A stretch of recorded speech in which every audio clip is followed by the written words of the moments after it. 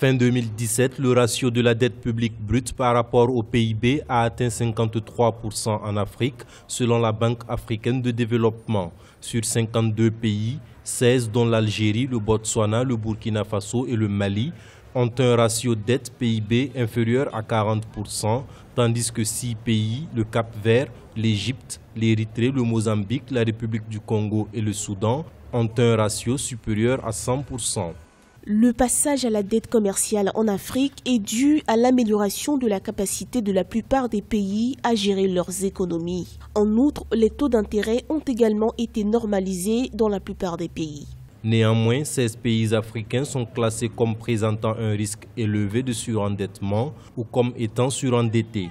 Dans certains pays, la situation de la dette est devenue intenable, exigeant des mesures urgentes. Nos États n'ont pas de recettes parce que nous n'avons pas d'industrie. Et en plus de ça, tout ce qu'il faut faire en Afrique, il faut qu'on aille chercher de l'argent dehors.